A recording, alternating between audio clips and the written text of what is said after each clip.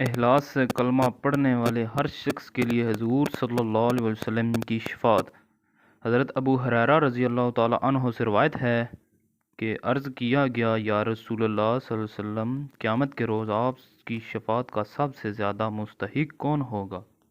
آپ صلی اللہ علیہ وسلم نے فرمایا، ابو ہریرہ، میرا گمان یہی تھا کہ اس بارے میں تم سے پہلے مجھ سے کوئی نہ پوچھے گا، کیونکہ میں دیکھتا ہوں کہ تم حدیث پر بہت حریص ہو۔ قیامت کے روز میری شفاعت حاصل کرنے میں سب سے زیادہ خوش نصیب وہ ہوگا جس نے خلوص دل و جان سے لا الہ الا اللہ پڑھا ہوگا۔ روایت ہے، میں نے حضور نبی کریم صلی اللہ علیہ وسلم کو فرماتے ہوئے سنا، قیامت کے روز میری شفاعت قبول کی جائے گی۔ میں عرض کروں گا، یا رب، جس کے دل میں رائی کے برابر ایمان ہو اسے جنت میں داخل فرما دے۔ پس وہ داخل ہو جائیں گے۔ پھر میں عرض کروں گا، اسے بھی جنت میں داخل فرما دے جس کے دل میں ذرہ سا بھی ایمان ہے۔ حضرت انس رضی اللہ تعالیٰ عنہ سے روایت ہے کہ حضور نبی کریم صلی اللہ علیہ وسلم نے فرمایا، حشام راوی نے کہا، دوزخی کو دوزخ سے نکالا جائے گا۔ شعبہ راوی فرماتے ہیں، اللہ تعالیٰ فرشتوں کو فرمائے گا، تم اس شخص کو آگ سے نکال لو جس نے لا الہ الا اللہ کہا ہو اور اس کے دل میں جو کہ دانے کے وزن برابر بھی بلائی ہو۔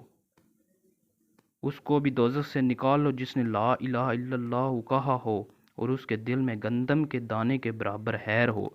اس کو بھی جہنم سے نکال لو جس نے لا الہ الا اللہ کہا ہو، اس کے دل میں ذرہ برابر بھی بلائی ہو۔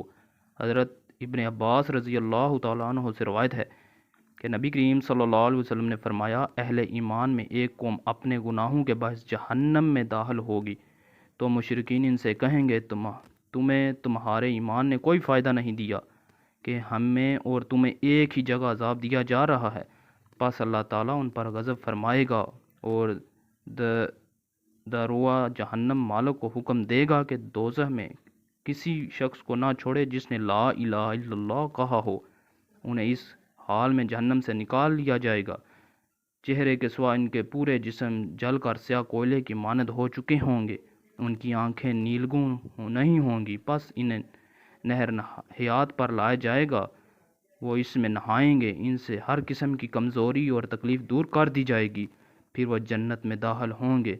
فرشتے ان سے کہیں گے، تمہیں مبارک ہو، تم اس جنت میں ہمیشہ کے لیے داخل ہو جاؤ۔ پس انہیں جنت میں جہنمی کہہ کر بلایا جائے گا۔